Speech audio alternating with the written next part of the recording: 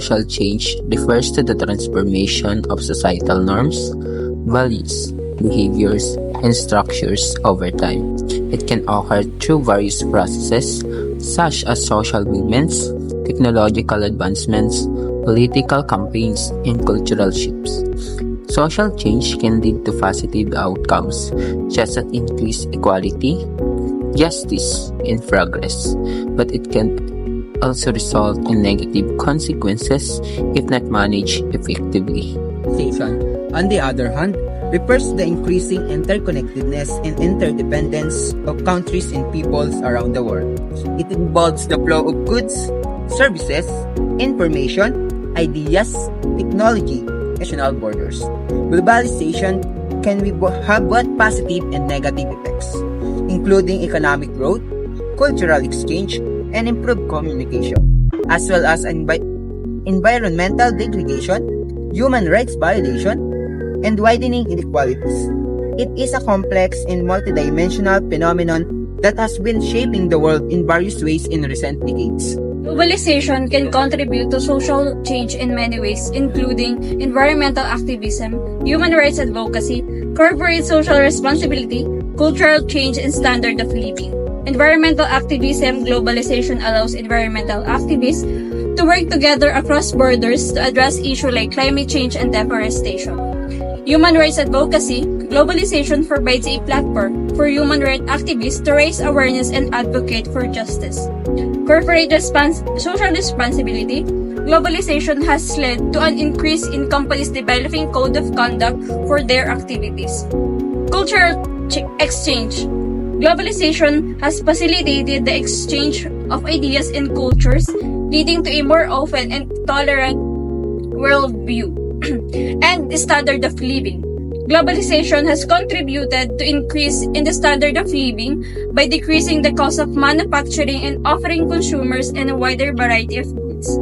Theories on social change. Social change refers to significant alternation of social structures, cultural patterns, and societal behaviors over time.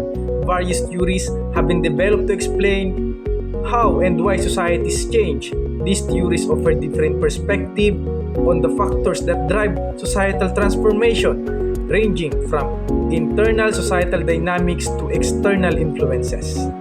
The major theories on social change include evolutionary theory, conflict theory, functionalist theory, and cyclical theory. Each presents unique understanding on how societies develop and adapt over time. Evolutionary theory views social change as a gradual and progressive process, influenced by Charles Darwin's theory of biological evolution. This theory suggests that societies evolve from simple to more complex forms. Early theorists like Auguste Comte and Herbert Spencer believe that societies progress through stage of development, moving from primitive to modern, industrialized systems. This theory assumes that social change is generally positive and leads to societal improvements. However, it has been criticized for being overly simplistic and for assuming that all societies follow the same path of development. On conflict theory, developed by Karl Marx, argues that social change is driven by conflict struggle between competing groups. Marx emphasized the conflict between the bourgeoisie, owners of production, and the proletariat, working class, in capitalist societies. According to this theory, social change occurs when oppressed groups challenge existing power structures, leading to societal transformation. Conflict theory highlights inequality, class struggles, and social movement as central to change. It is particularly useful in understanding revolution, civil rights movements, and reforms. However, critics argue that it emphasizes conflict and neglect the role of consensus and cooperation and social stability.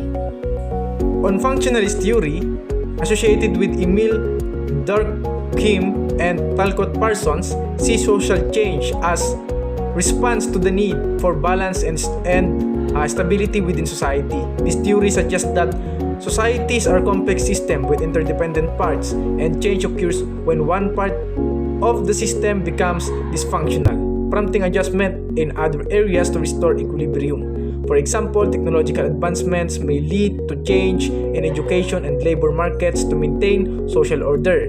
Functionalism emphasizes gradual, adaptive change but is often criticized for overlooking rapid evolutionary change and the role of power struggles in shaping societies. And on cyclical theory, proposes that societies rise and fall in recurring cycle similar to natural life cycle. Thinkers like Oswald Spengler and Arnold Toynbee argue that civilization experiences phases of growth, peak decline, and eventual collapse, only to be replaced by new ones. This theory suggests that no societies can achieve permanent progress and that decline is inevitable after periods of prosperity, while cyclical theory provides insight into historical patterns of societal rise and fall. It is often criticized for being too deterministic and lack empirical support. In summary, the major theories of social change offer diverse explanations for how societies transform. Evolutionary theory emphasizes gradual progress. Conflict theory focuses on social struggles. Functionalist theory highlights the need for balance, and cyclical theory views change as a repeating cycle. Each theory contributes to a deeper understanding of the complex forces that drive social transformation, reflecting the multifaceted nature of societal development. And I thank you. The sources of social change. So now, let's talk about the several factors of sources of social change. The first one is shifting population, technological innovation, new ideas in cultural values, and diffusion.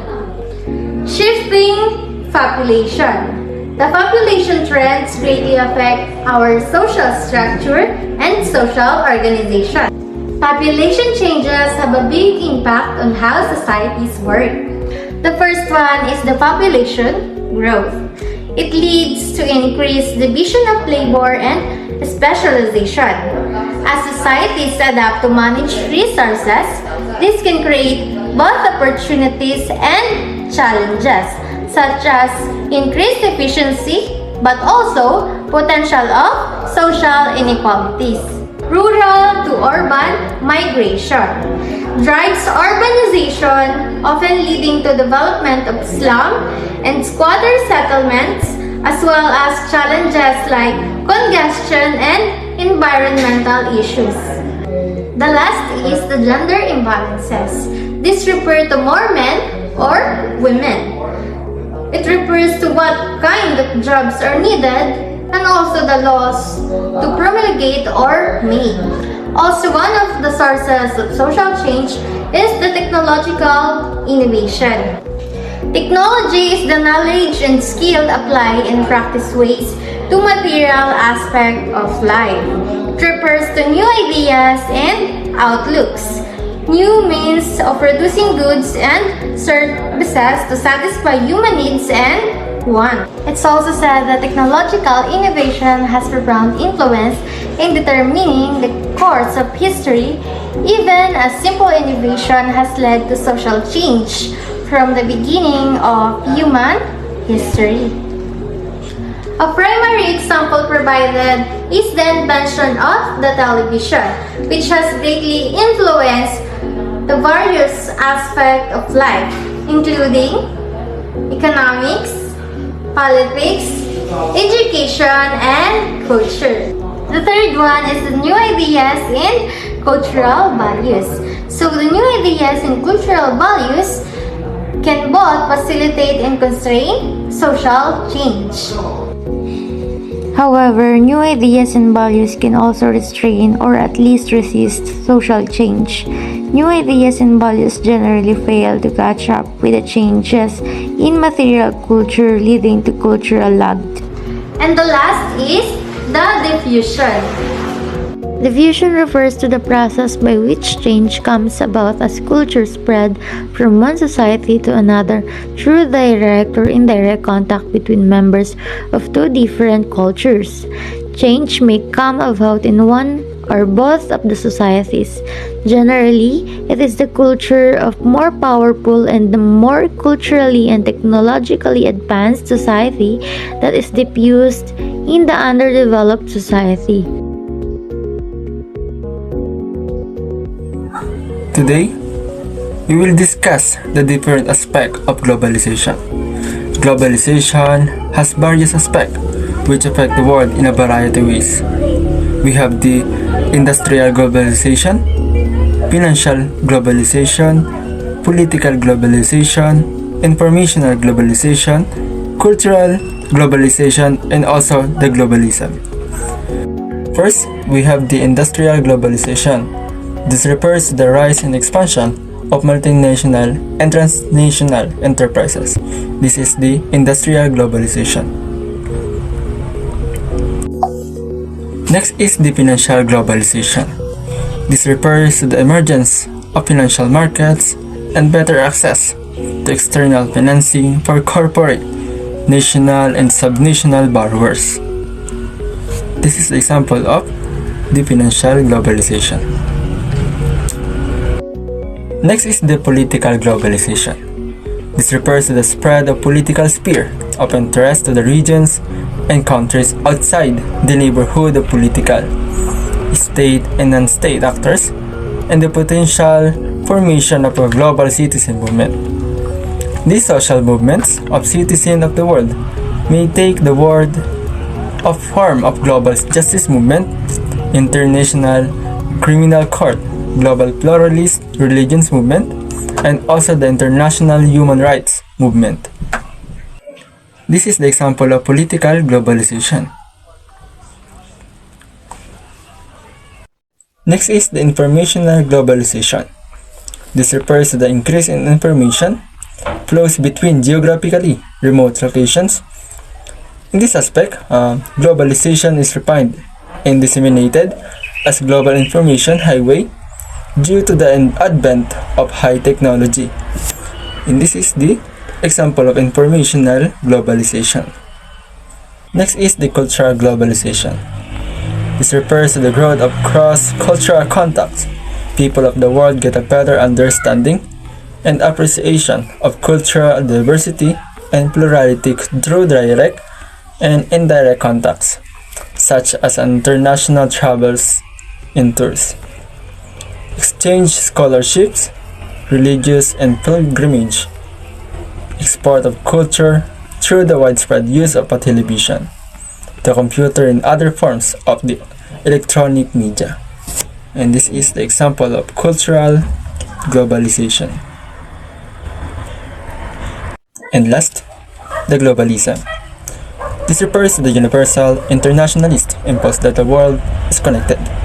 It refers to the connection between cultures, nations, and peoples. It embodies cultural diffusion, the desire to consume and enjoy foreign products and ideas, adopt the new technologies and practices, and participate in the world of culture.